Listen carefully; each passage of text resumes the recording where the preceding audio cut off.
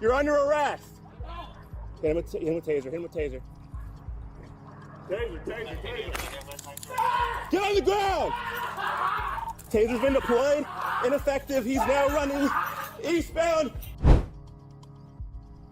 When the sun goes down, the stakes go up, and for law enforcement officers, every shadow can mean life or death. Tonight, we're diving into 3 heart-pounding encounters where armed suspects went to terrifying lengths to avoid capture, pushing police to make split-second decisions under the cover of darkness. But just how dangerous is their job after sunset, and why do these intense confrontations keep happening when night falls? It's no secret that darkness brings danger, but the actual statistics on nighttime crime might shock you. According to data released by the U.S. Federal Bureau of Investigation, nearly half, specifically 45%, of all crimes across the nation occur after sunset. But it's not just any crimes. When night falls, criminals become bolder, and the incidents turn significantly more violent. Under the cloak of darkness, police regularly confront the worst humanity has to offer. Murders, assaults with deadly weapons, robberies, and violent attacks spike dramatically once the sun sets. Compare that to daylight hours, when police typically deal with crimes such as fraud, burglaries, fights, or drug-related offenses. After dark, every call could escalate into a life-or-death situation in mere seconds, with officers forced to make split-second decisions to protect the public and themselves. But what exactly happens when officers respond to these dangerous nighttime calls, and how quickly can a seemingly routine call spiral out of control? 2.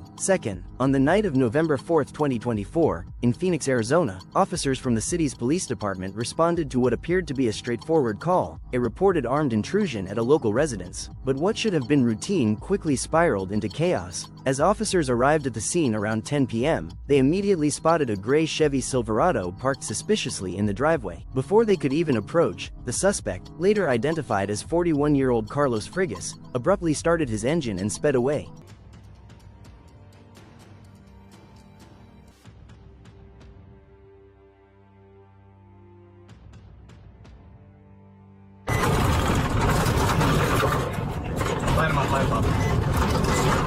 I can't see with the lights on.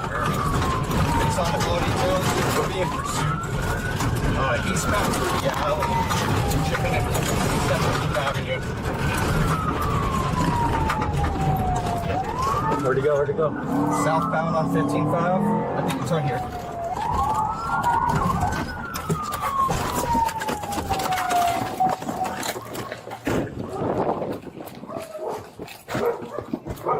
He's stuck in here, bro. He's stuck in here.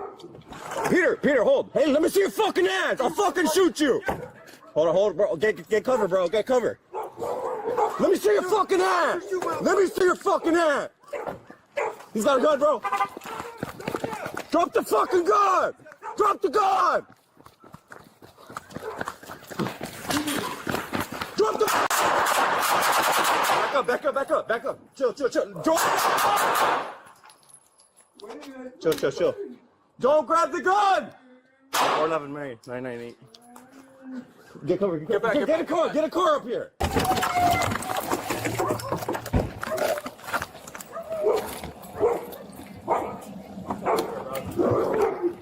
Peter, hold on. Shoot you!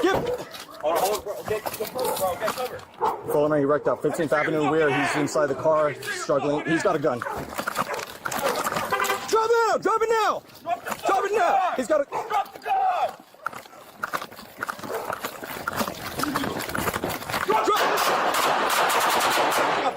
Back up. Chill.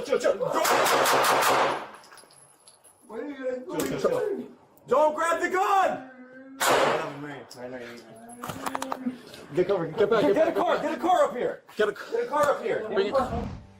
Sparking a frantic high-speed pursuit through residential neighborhoods. Within minutes, Carlos lost control, crashing his vehicle into a yard, but this was only the beginning. Emerging from his wrecked truck, he tried to flee on foot, dropping his gun, not once, but twice, as officers chased him through the dark streets. Each fall only seemed to heighten the suspect's desperation. After picking up his weapons for a final time, he aimed one directly at the pursuing officers. Forced into a terrifying split-second decision, both police officers opened fire, striking Carlos multiple times. Even then, Carlos tried one last desperate reach for his weapon before another volley of gunfire finally subdued him. Officers rushed to provide medical aid, but despite their efforts, Carlos was pronounced dead at the scene. Investigators later discovered multiple weapons, including an automatic rifle inside Carlos's vehicle, raising troubling questions about his intentions that night, questions authorities are still trying to answer. Meanwhile, the officers involved were placed on administrative leave pending a full investigation into the deadly encounter. But Phoenix wasn't the only place where routine turned deadly. Next, we'll travel to California, where a shocking crime spree unfolded just after sunrise, leaving an entire town stunned. Early in the morning of October 24, 2024, the sleepy community of Ojai, California, woke up to a frantic call. A family dispute at a local hotel had escalated dangerously out of control. Officers from the Ventura County Sheriff's Office, a relatively quiet agency serving several small towns northwest of Los Angeles, rushed to the scene. But nothing could have prepared them for what was coming next. Witnesses reported a man, later identified as 50-year-old Joseph Mintz, armed with a machete and visibly unstable. He's inside Ralph's? Yeah. Passerby just advised he's inside Ralph's. He did run inside Ralph's. Where's he at? Down there. Is that him right there? The guy down there. With the long? Yeah. Hey, it's that guy with the long jacket in the gray. He's running around the corner.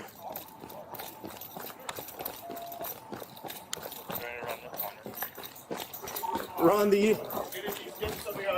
He's reaching for something. We're on the north side of the complex. He's got a machete in his hand, one at gunpoint.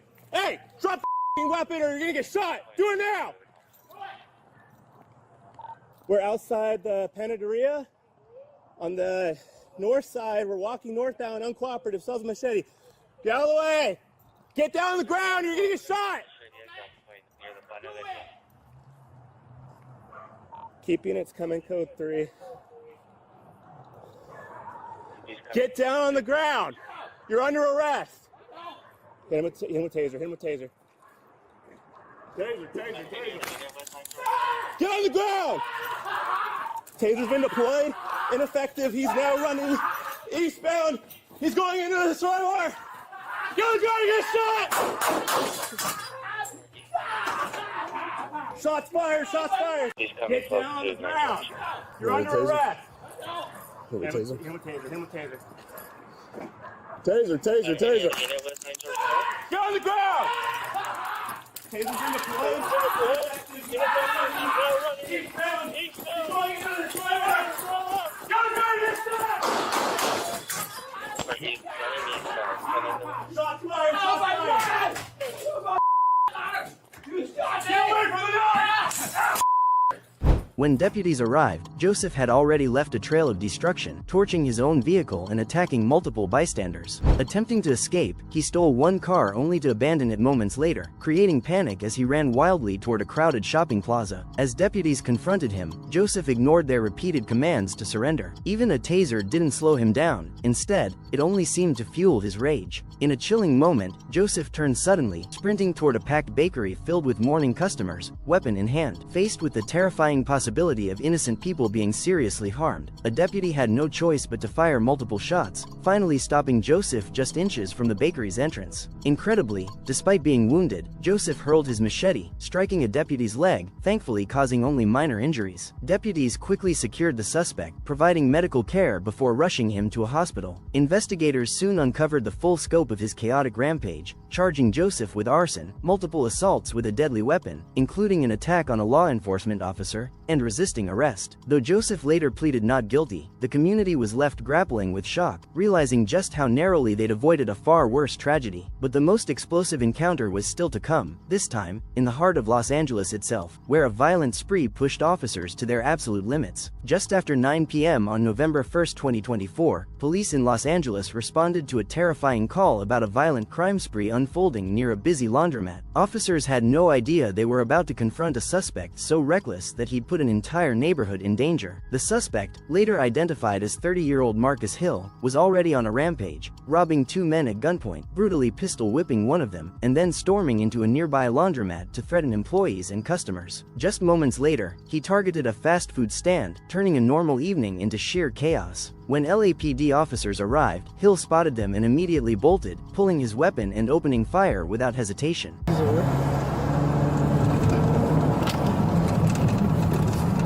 Guy's wearing green right here, no? He's got a bulge right here.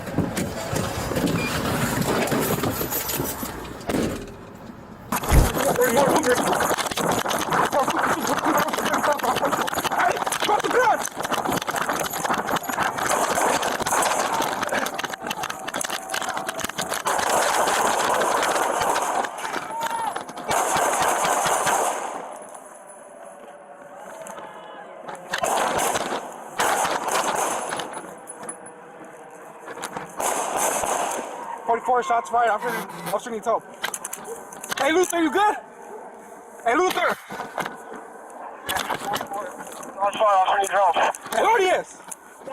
All units, officer needs help. 92nd and Central. Officer needs help. 92nd and Central. Shots fired. In here, unit coming on Southeast frequency. Stay over there. 9-4, let's get a perimeter. Let's go from Central to 9-4. And let's go all the way down to Wadsworth.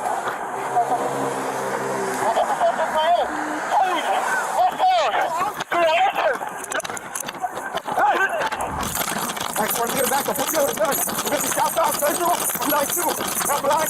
Please, ready. Stop fire. Stop fire. Please help.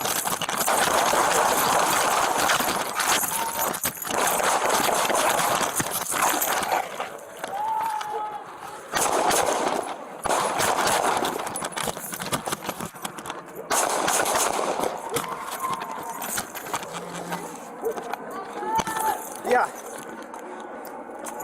44. Shots fired. Officer needs help. Yeah, we're good. Hey, get cover.